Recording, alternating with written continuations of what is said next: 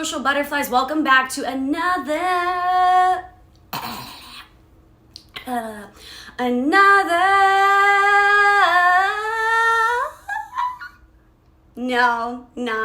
none of it episode of the Antisocial Socialite. Here I am post Grammys. We're going to talk about the Grammys quickly and just like OM motherfucking G.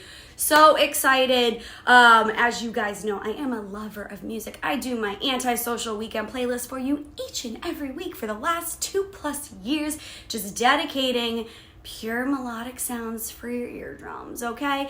Not that I came up with any of these songs, wrote them, sang them, whatever, but like music is my life.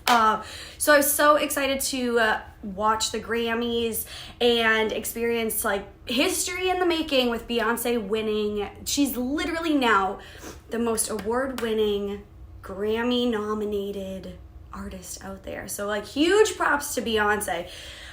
Just incredible to like watch it. The hip hop tribute was everything. Every song I'm like, oh my god, love it. Oh my god, I'm so happy they're on stage. Oh, I mean, I was like going fucking bananas at that tribute because I'm addicted to music, guys, okay? That's just plain and simple. Addicted to music. You know, and while I appreciate Jay-Z like fanboying in the crowd, I'm like, why are you not on stage? You should be. See, to me, it was such a huge part of it. I know that there was a lot of artists that we would have like counted as like, yes, you guys were warranted of being up there. It didn't happen, but like LL Cool J said this is to happen at a later date and time. So like, was that a teaser for, you know, something bigger and better down the road of like a real hip hop tribute? They need to do like Live Aid or something like that. You know, get everybody together and just have days and days and days. It's, you know, a music festival, an anti-social music festival. You know, as Bo Emerson always tells me, I need to create my own music fest, and that would be amazing. Do you think all of those artists would show up? No, they're gonna be like, bitch, who are you? We're not coming. But no, it's just so crazy because I feel like music evokes so many different emotions, different memories, and all this stuff. And the day of the Grammys, it popped up on my Facebook that in 2003, so literally 20 years ago, there's a picture of Norah Jones like hanging on to all of her Grammys that she won. I believe it was 5 Grammys that she had won.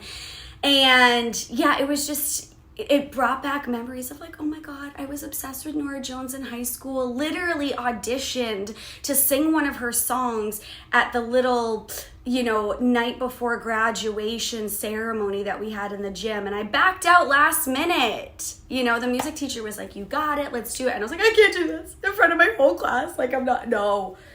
You know, and I kind of regret that because I feel like I should have been a little bit more forthcoming and just like willing to be vulnerable. But when you're in high school, you're like, do I want to potentially embarrass myself in front of like, you know, hundreds of people? The answer is no, a hard no. So here I am just singing to you guys each and every day. That's not even my real singing voice, guys. But get me in the car. Oh shit, the concert is on. But speaking of back in high school, 2003, I was like, oh my god, it's a gut punch to my life. I was at the hairdressers, you know, because clearly when it's -7 degrees and -35 with the wind chill, it's only appropriate to make sure that you keep your hair appointment, because why wouldn't I, you know? Been waiting to get in, and I was like, I don't care, come hell or high water or deep freeze, I'm gonna be here for my appointment. And Ashley, shout out, she's amazing. She is my stylist, and she graduated a year below me. We went to the same high school, and she's like, girl, is your 20th year anniversary or reunion coming up this year? I'm like,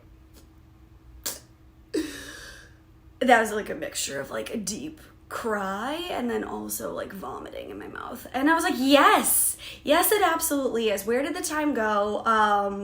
Like, am I really an adult?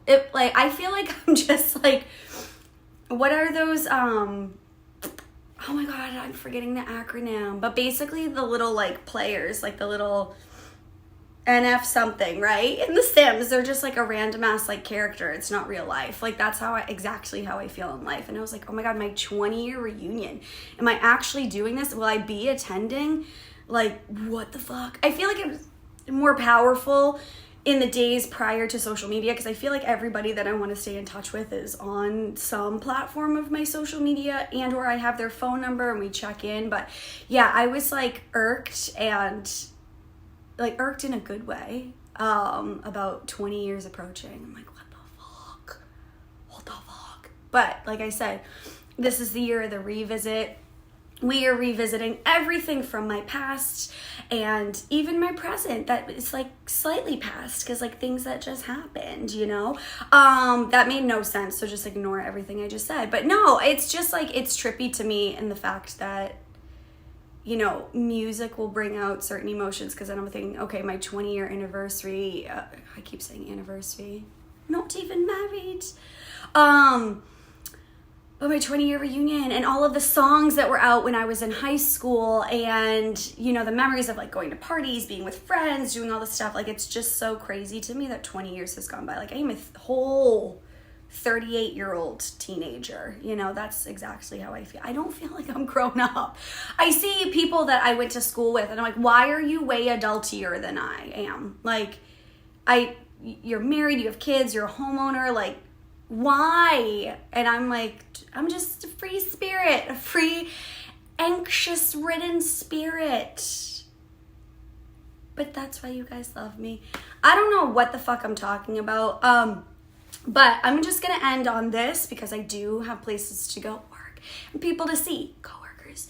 So I'm just gonna like wrap this up. But like, I don't know if I ever told you guys, I have the most fucked up dreams all the time, especially like actually when I'm like really warm in bed. I know that sounds weird, like people can't sleep with socks on because it makes them too warm, but like when I get too warm, I have really fucked up dreams.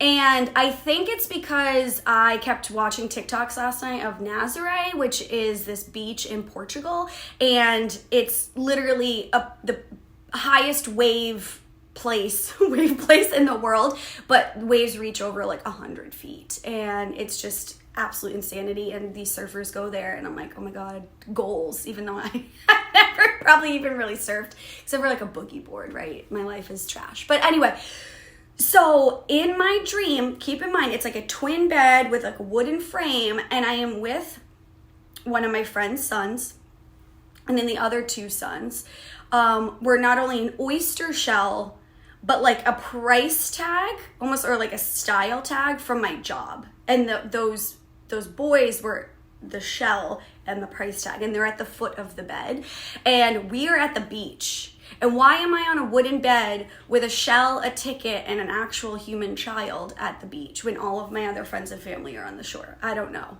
okay? And then this wave, like you could tell the water was like pulling back super hard, like it was gonna be a tsunami, right? It pulled back so hard, and I'm like, oh, we're about to die. And I was like, oh my God, the shell. Oh my God, the ticket. I have to get them out. I need to save them. I'm gonna save them. I don't know what I'm gonna do. My friends are gonna kill me if I don't save their children's lives. A shell and a ticket, okay? And I was like, how do I get this? Do I call rescue? Are they gonna able to grab me in time? Do I just stay far out here so the wave pulls me in and I can like survive that way? Or do I try to make it to the shore and get hit by the whitecaps? And right before the wave, like the water was just pulling. I woke up at 4 a.m.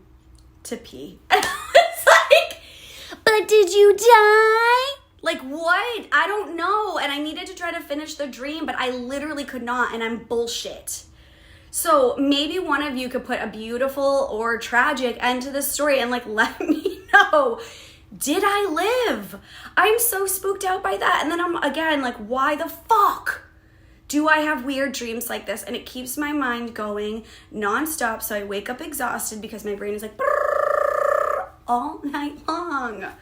And then my alarm went off at 6:15 this morning. I was like, why the fuck me? It's awful, you know? Such is life. But with that being said, guys, I love you so much. Thank you for tuning into another weird ass episode of the Antisocial Socialite. I will be back next week with a guest, without a guest, I don't know. You gotta find out. You gotta stay tuned. But make sure you subscribe. You show me love. You show me blah, blah, blah. Show me love and what it's all about. Oh yeah. All right, just show my guests love. That's all I was trying to say. I will talk to you guys later. Peace.